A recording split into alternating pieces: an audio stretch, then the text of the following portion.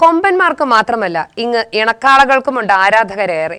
ആനകൾക്കു വേണ്ടി ലക്ഷക്കണക്കിന് രൂപ നൽകുന്ന നാട്ടിൽ ഇപ്പോൾ തലവലിപ്പമുള്ള ഇണക്കാളകൾക്കുള്ള ഏക്കത്തുകയും ലക്ഷങ്ങൾ കടന്നു. ഏറ്റവും കൂടുതൽ കാളവേലകൾ നടക്കുന്ന വള്ളുവനാട്ടിലാണ് ഇണക്കാളകൾക്ക് വേണ്ടിയുള്ള മത്സരങ്ങൾ വർദ്ധിക്കുന്നത്. ആനക്കേമന്മാരായ തെച്ചിക്കോട്ടുകാവ് രാമചന്ദ്രനും തൃക്കടവൂർ ശിവരാജുവും പാമ്പാടി രാജനും വേണ്ടി കമ്മിറ്റികൾ ലക്ഷങ്ങൾ ഏക്കം വിളിക്കുമ്പോൾ ഇങ്ങ് വള്ളുവനാടൻ കാളവേലകളിൽ കണയം അധോലോക രാജാവും വീരമംഗലം കതിരവനും തൂത ബിഗ് ബിയുമെല്ലാം ഇണക്കാളകളിലെ താരങ്ങളാണ്. ഈ സീസണിൽ 30 അടി ഉയരത്തിലുള്ള കാളവരെയാണ് ഉത്സവത്തിനെത്തിക്കാൻ ഒരുങ്ങുന്നത്.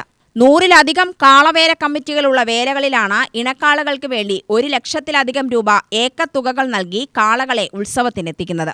28 അടി ഉയരമുള്ള ഇണക്കാളകൾക്ക് 80,000 രൂപയാണ് ഒരു ദിവസത്തെ വാടകയെങ്കിലും ആവശ്യക്കാർ കൂടുമ്പോൾ അത് 1 ലക്ഷം മറികടക്കാറുണ്ടെന്ന് ഉടമകൾ പറയുന്നു.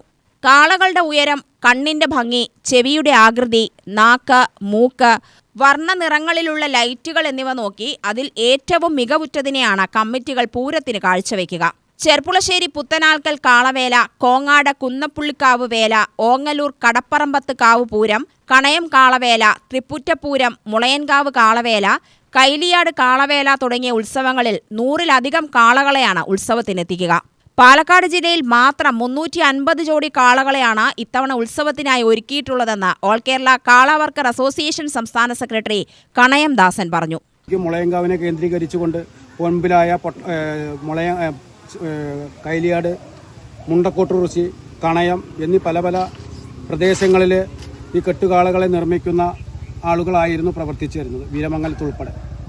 ഇന്നതിൻ്റെ ആധുനിക രീതിയിൽ പല പല ആധുനിക സാങ്കേതിക പ്രവർത്തിയിൽ ഇന്ന് പുതിയ തലമുറകളെ ഏറ്റെടുത്തുകൊണ്ട് വളരെ നല്ല രീതിയിലുള്ള ജനങ്ങൾക്ക് ആകർഷകമായ രീതിയിൽ അതിൻ്റെ കണ്ണിൻ്റെ പ്രവർത്തനങ്ങൾ, കാത്, ചെവി, നാവ്, മൂക്ക്, പല പല രീതിയിലുള്ള ഒരു പ്രവർത്തനങ്ങൾ നല്ല രീതിയിൽ ഇന്ന് നടത്തി വരുന്നുണ്ട്.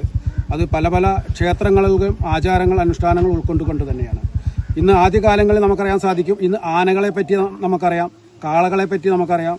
ഈ ആനകളുടെ എണ്ണങ്ങൾ ഇന്ന് ഈ കേരളത്തിൽ കുറവായത് വന്നതുകൊണ്ട് ഇന്ന് ഏറ്റവും കൂടുതൽ ഭക്തജനങ്ങളെ ആകർഷിച്ചു വരുന്നത് ഇന്ന് കെട്ടുകാളകളെയാണ്.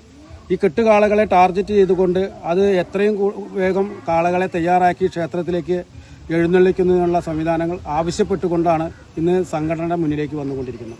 അതുകൊണ്ട് തന്നെയാണ് ഇത് വളരെ കൂടുതലായി നല്ല രീതിയിൽ ചെയ്തു കൊടുക്കുവാനും നമുക്ക് സാധിക്കുന്നത്.